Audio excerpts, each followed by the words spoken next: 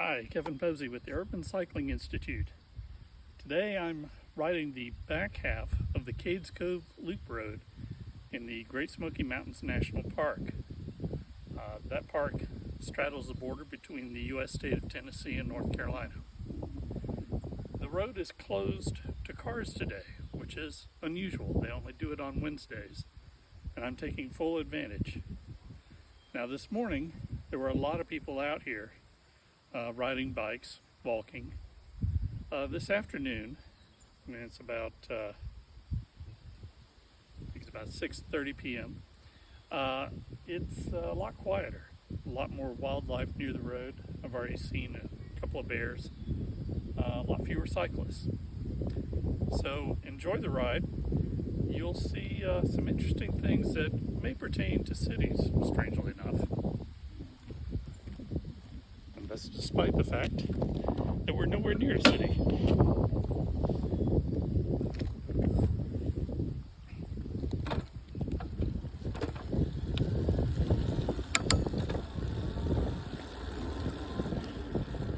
Now you'll notice a lot of cleared land here. This used to be a farming community. A lot of the houses and churches and so forth are still here. Nobody lives in them now. Park Service maintains them.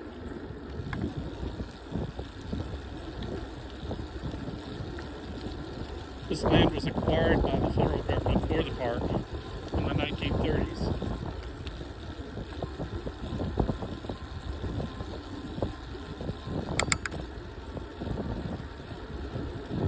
And when this road is open to cars, it is absolutely gridlocked, especially in the fall. Currently, the Park Service only restricts it to cyclists on Wednesdays in the summertime.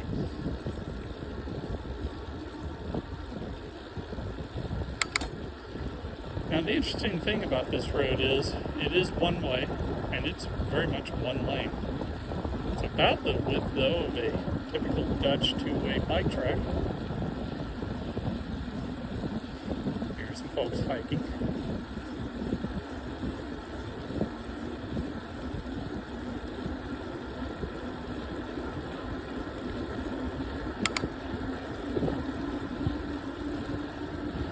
Cades Cove is fairly flat in the center, but this road runs around the periphery, so it can be quite hilly. It is surrounded, the whole valley, with mountains. The Smokies are part of the Appalachian mountain chain, an ancient chain long ago was connected to the Atlas Mountains in northern Morocco. A few things have changed since then.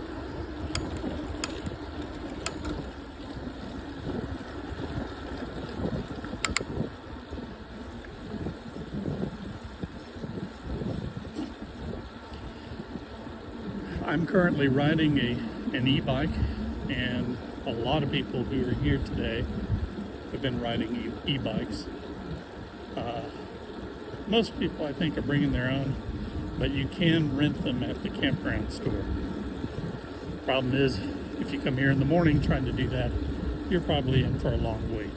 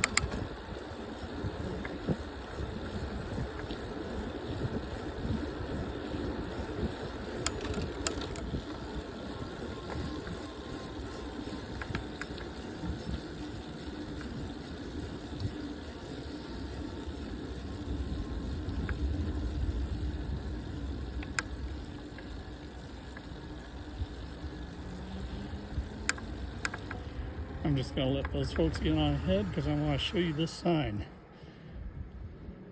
You don't have to walk your bike. However, in the mornings when it's really crazy, really busy, the park rangers are out here at this hill. And they're looking for anybody who looks a little unsteady. A kid, somebody who's just obviously not used to riding a bike. And they will have them walk it down. It is quite steep and quite twisty. I'll be taking it easy through here.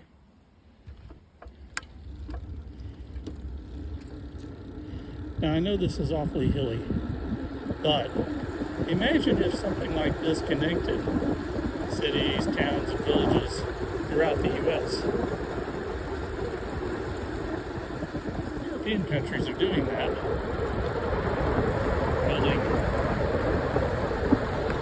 bicycle freeways, for lack of a better term.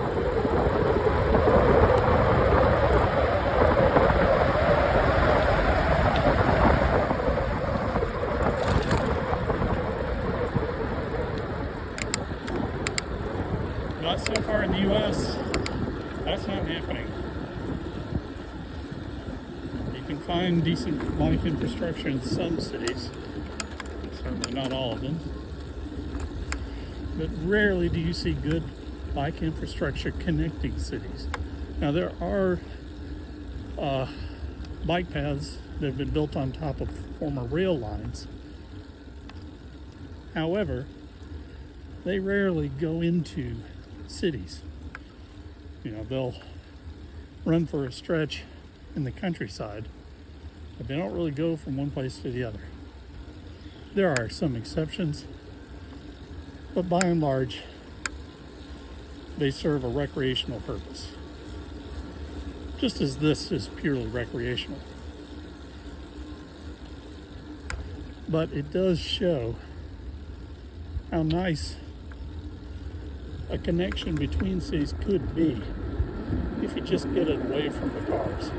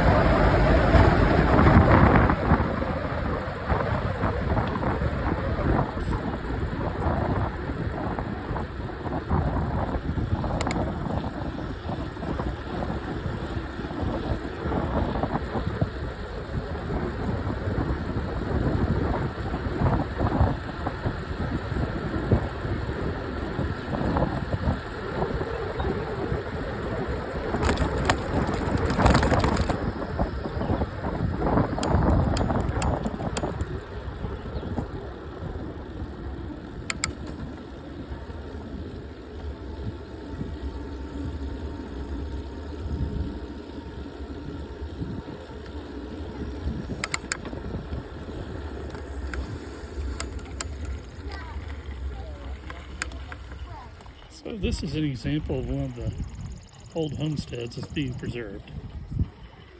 As I understand it, the way it worked is a fair number of residents were given lifetime leases after the government bought them out. So that meant that, after they were gone, the house became fully controlled by the National Park Service.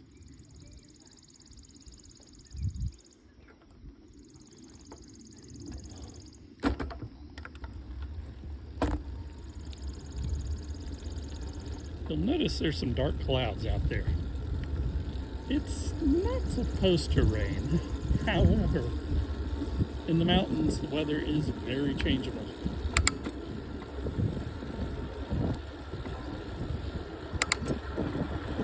I have biked here in the rain. I have not biked here in a thunderstorm. That is not something I care to try.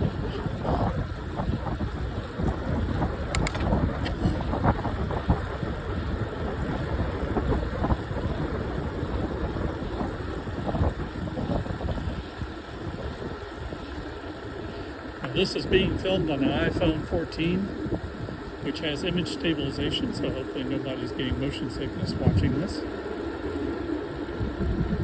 The bike is a Tern, T-E-R-N folding bike, model Q9. As I mentioned, it's an e-bike.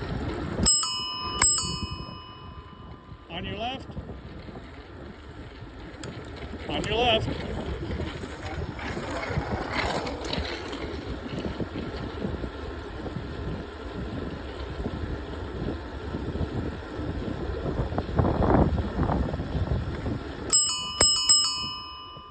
On your left.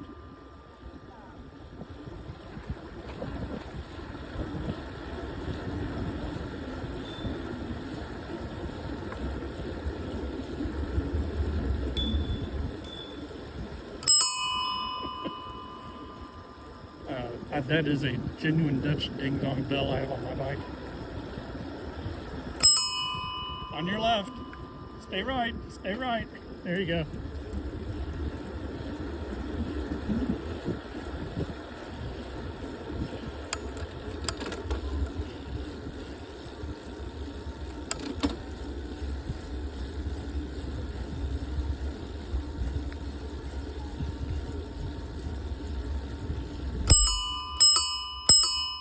On your left.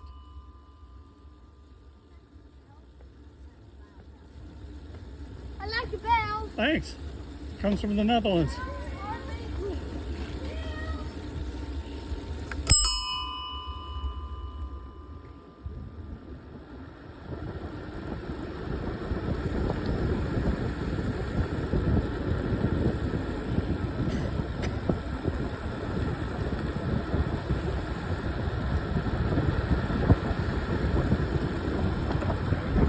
On your left.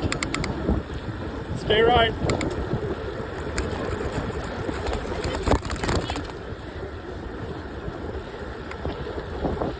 Gotta be careful around the kids.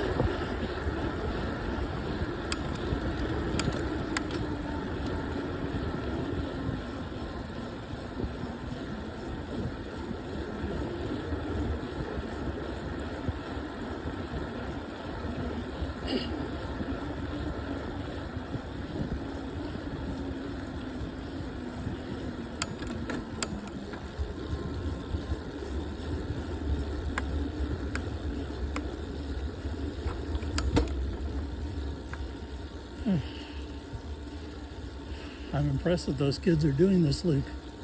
I'm not sure I could have done that at that age.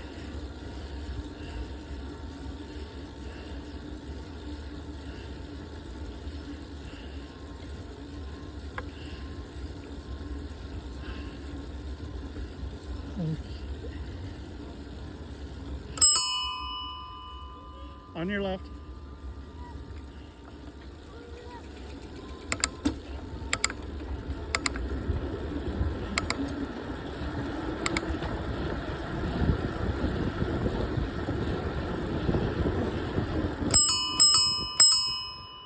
On your left. Oh, on your left. Stay right.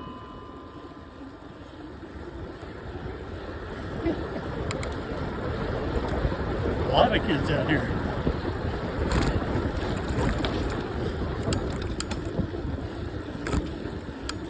On your left.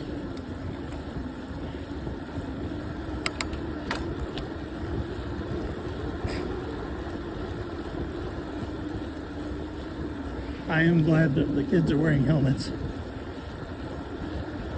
I've seen some bad crashes out here.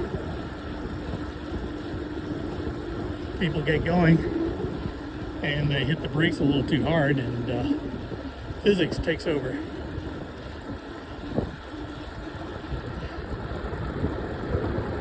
I am a little surprised there are no bears out here. This is about the hour when they start coming out.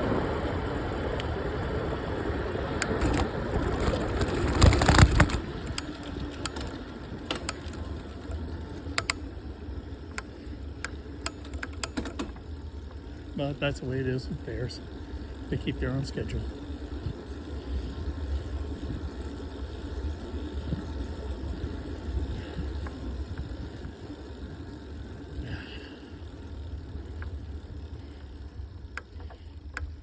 Nice view.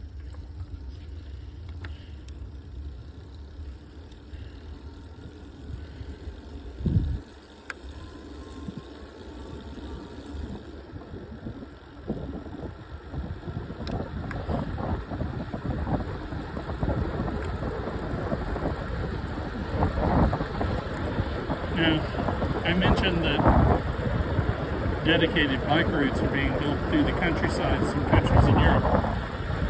The Netherlands is doing it. Germany is going for that in a big way.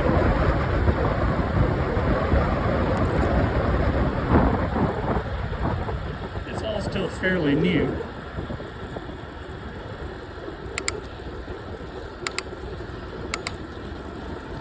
The Dutch have known for years that bikes are good for more than just recreation. A lot of other countries are just now learning it.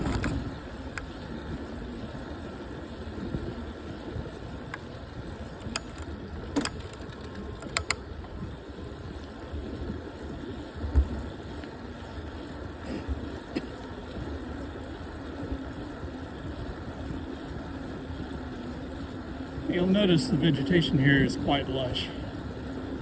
The Smokies get a lot of rain. They're able to basically pull it out of the clouds like a lot of mountain ranges do. Smokies aren't that tall though, so there's no rain shadow per se, as you would have in the Rockies. On your left.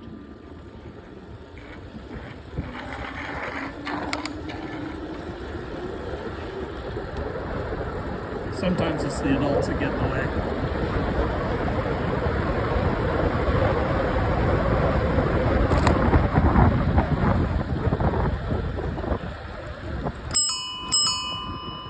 On your left, stay right. There you go.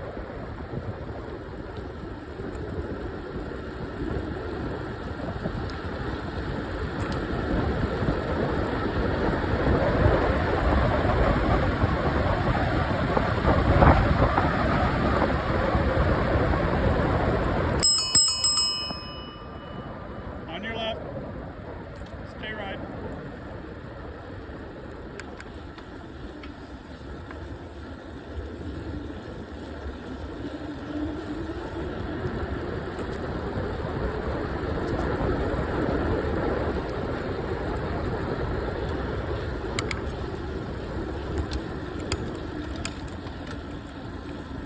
It's kind of interesting to think that this was once a mountain range that was just as high as anything in the Alps. Millions of years of erosion will do that.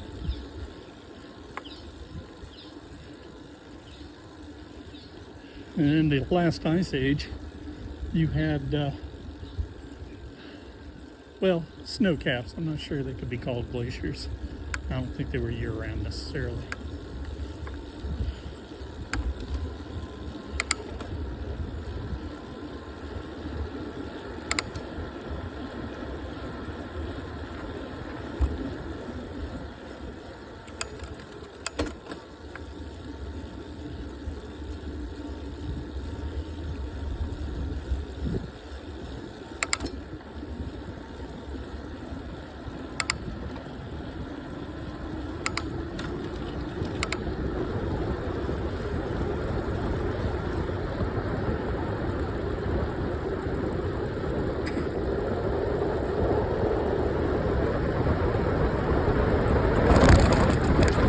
That bit of concrete there is a ford of a stream rather than a ridge.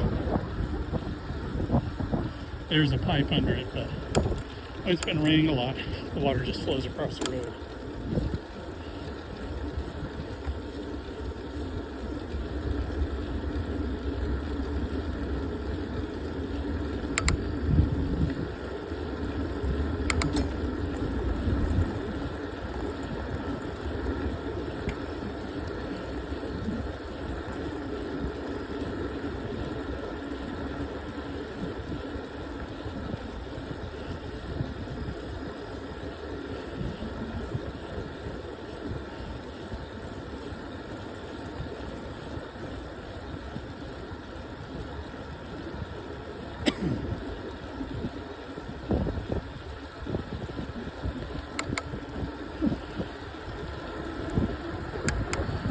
Again, this was once all clear cut.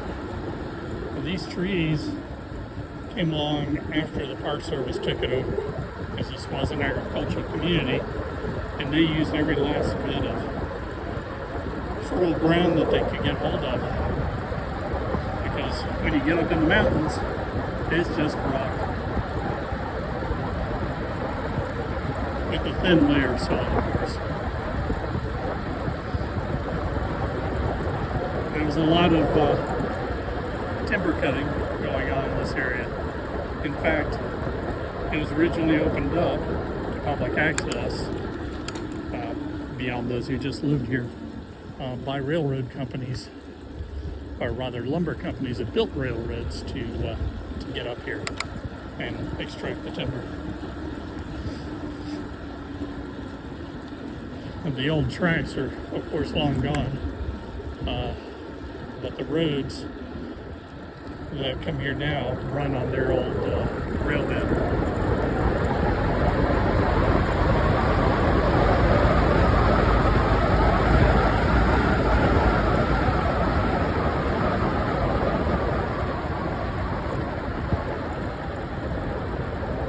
Notice these conifers that are around me. A lot of them were hit hard by the woolly dilgid, an insect that killed entire stands of the trees. They've been working to control that.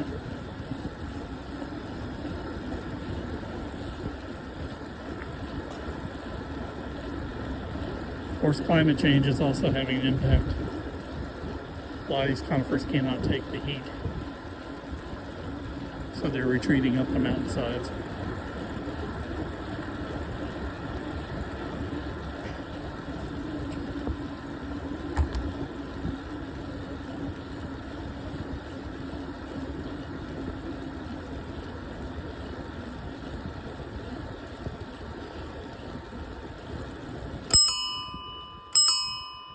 On your left.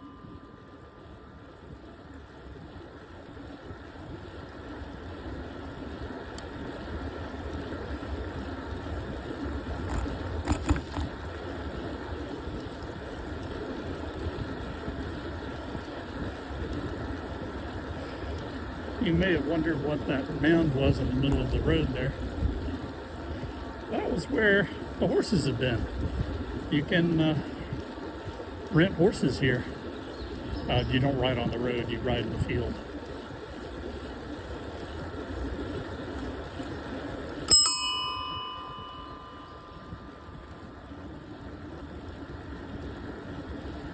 Personally, I prefer my ride not to have a mind of its own. I'm not keen on self-driving cars for that same reason.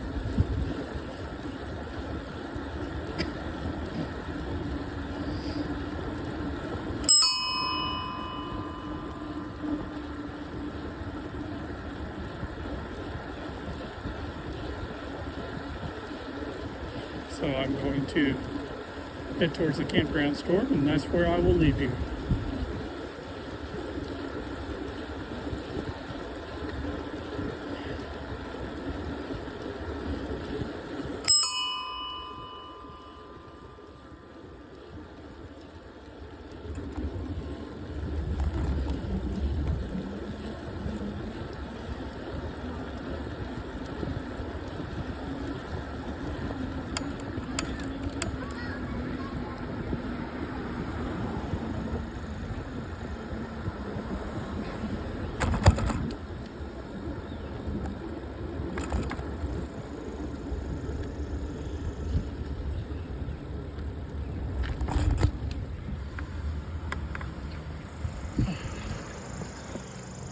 So, that concludes the ride.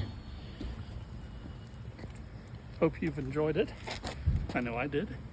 If you're ever in the area of the Great Smoky Mountains, try to time your visit for a Wednesday in the summertime and enjoy the ride. Thanks.